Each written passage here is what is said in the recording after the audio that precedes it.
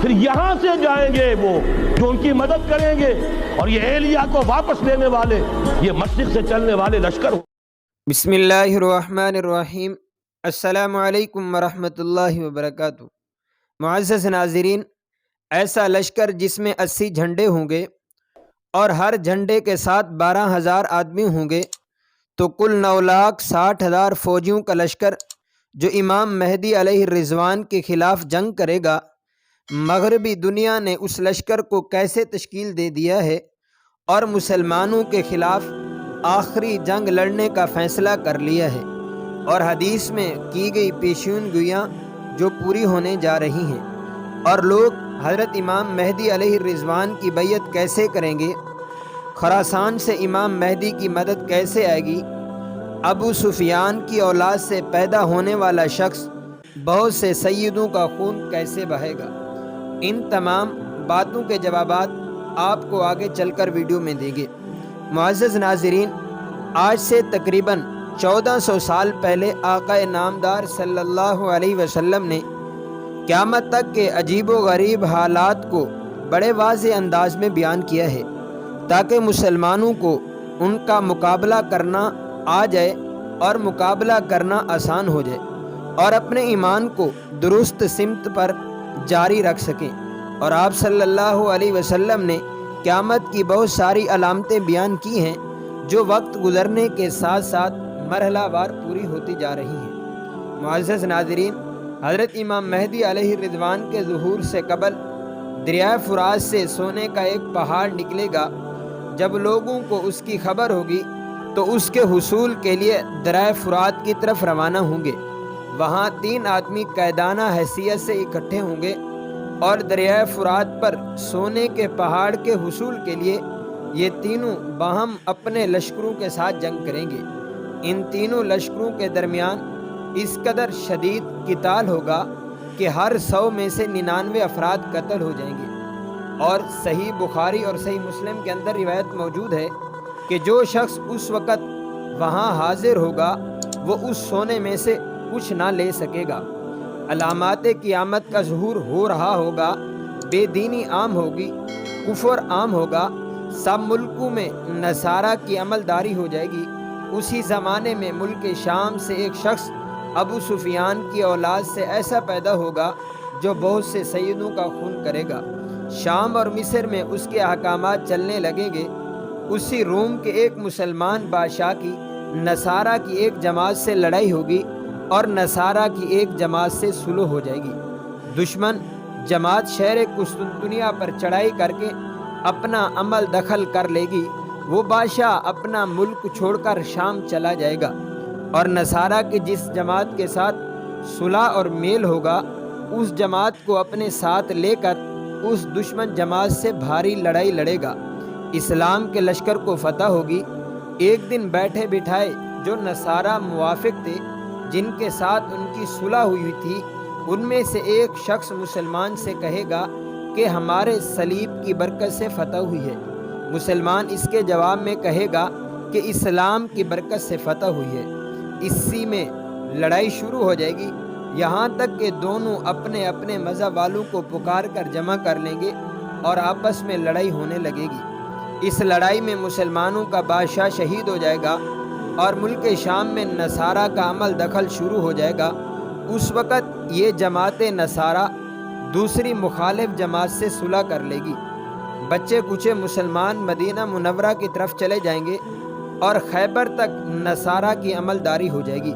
اس وقت مسلمانوں کو فکر ہوگی کہ حضرت مہدی علیہ الرضوان کو تلاش کرنا چاہیے تاکہ ان مصیبتوں سے جان چھوٹے۔ اس وقت حضرت امام مہدی علیہ الرضوان مدینہ منورہ سے مکہ مکرمہ چلے جائیں گے۔ اس زمانے میں جو ابدال ہوں گے وہ سب حضرت امام مہدی کی تلاش میں ہوں گے۔ بعض لوگ جھوٹ موٹ میں بھی دعوی مہدی ہونے کر دیں گے۔ الغرض حضرت مہدی علیہ الرضوان خانہ کعبہ کا طواف کرتے ہوں گے اور حجر اسود اور مقام ابراہیم کے درمیان ہوں گے کہ بعض نیک لوگ ان کو پہچان لیں گے اور ان کو زبردستی گھیر گھار کر ان سے حاکم بننے کی بیعت کر لیں گے۔ اسی بیعت میں آسمان سے ایک آواز آئے گی جس کو سب لوگ جتنے وہاں موجود ہوں گے سنیں گے۔ وہ آواز یہ ہوگی یہ اللہ تعالیٰ کے خلیفہ ہیں، یعنی حاکم بنائے ہوئے مہدی ہیں۔ حضرت مہدی علیہ الرضوان کے ظہور سے قیامت کی بڑی بڑی نشانیاں شروع ہو جائیں گی۔ غرض جب آپ کی بیعت کا قصہ مشہور ہوگا تو مدینہ منورہ میں جو فوجیں مسلمانوں کی ہوں گی وہ مکہ چلی جائیں گی۔ ملک شام، ملک عراق اور ملک یمن کے ابدال اور اولیاء سب آپ کی خدمت میں حاضر ہوں گے، اور بھی عربوں کی بہت سی فوجیں اکٹھی ہو جائیں گی۔ جب مسلمانوں میں یہ خبر مشہور ہو جائے گی تو اس وقت ایک شخص خراسان سے حضرت مہدی علیہ الرضوان کی مدد کے واسطے ایک بڑی فوج لے کر چلے گا، جس کے لشکر کے آگے چلنے والے حصے کے سردار کا نام منصور ہوگا، اور راہ میں بہت سے بددونیوں کی صفائی کرتا چلا جائے گا۔ اور وہ شخص جو ابو سفیان کی اولاد میں سے ہوگا اور سیدوں کا دشمن ہوگا، چونکہ حضرت مہدی علیہ الرضوان بھی سید ہوں گے، اس لیے وہ شخص حضرت مہدی علیہ الرضوان سے لڑنے کے لیے ایک فوج بھیجے گا۔ جب یہ فوج مکہ اور مدینہ کے درمیان ایک جنگل میں پہنچے گی تو ایک پہاڑ کے نیچے ٹھہرے گی، تو یہ سب کی سب زمین میں دھنس جائے گی۔ صرف 2 آدمی زندہ بچیں گے، جن میں سے ایک تو حضرت مہدی علیہ الرضوان کو خبر دے گا اور دوسرا اس سفیانی کو خبر پہنچائے گا۔ اس وقت سب نصارہ پوری دنیا سے فوجیں جمع کریں گے اور مسلمانوں سے لڑنے کی تیاری کریں گے۔ اس لشکر میں اس روز 80 جھنڈے ہوں گے، ہر جھنڈے کے ساتھ 12,000 آدمی ہوں گے، تو کل آدمی 9,60,000 ہوئے۔ حضرت مہدی علیہ الرضوان مکہ سے چل کر مدینہ تشریف لائیں گے اور وہاں سے رسول اللہ صلی اللہ علیہ وسلم کے مزار شریف کی زیارت کر کے ملک شام کی طرف روانہ ہو جائیں گے، اور شہر دمشق تک پہنچ پائیں گے کہ دوسری طرف سے نصارہ کی فوج مقابلے میں آ جائے گی۔ حضرت مہدی علیہ الرضوان کی فوج 3 حصوں میں بٹ جائے گی، ایک حصہ تو بھاگ جائے گا، ایک حصہ شہید ہو جائے گا، اور ایک حصہ کو فتح حاصل ہوگی۔ اس فتح اور شہادت کا قصہ یہ ہوگا کہ حضرت مہدی علیہ الرضوان نصارہ کے ساتھ لڑنے کے لیے لشکر تیار کریں گے، اور بہت سے مسلمان آپس میں قسمیں کھائیں گے کہ فتح حاصل کیے بغیر پیچھے نہ ہٹیں گے۔ پس سارے مسلمان شہید ہو جائیں گے، صرف تھوڑے سے مسلمان بچیں گے، جنہیں لے کر حضرت مہدی علیہ الرضوان اپنے لشکر میں چلے جائیں گے۔ اگلے دن پھر اس طرح کا قصہ ہوگا کہ قسم کھا کر جائیں گے اور تھوڑے سے بچ کر آئیں گے۔ تیسرے دن بھی ایسا ہی ہوگا۔ آخر چوتھے دن یہ تھوڑے سے آدمی مقابلہ کریں گے اور اللہ رب العزت فتح نصیب فرمائیں گے۔ پھر کافروں کے دلوں میں لڑنے کا حوصلہ نہ رہے گا۔ اب حضرت امام مہدی علیہ الرضوان ملک کا انتظام سنبھالیں گے اور سب فوجیں روانہ کریں گے، اور خود سارے کاموں سے نمٹ کر قسطنطنیہ فتح کرنے چلیں گے۔ جب دریائے روم کے کنارے پہنچیں گے تو بنو اسحاق کے 70,000 آدمیوں کے کشتیوں پر سوار کر کے اس شہر کو فتح کرنے کے واسطے تجویز کریں گے۔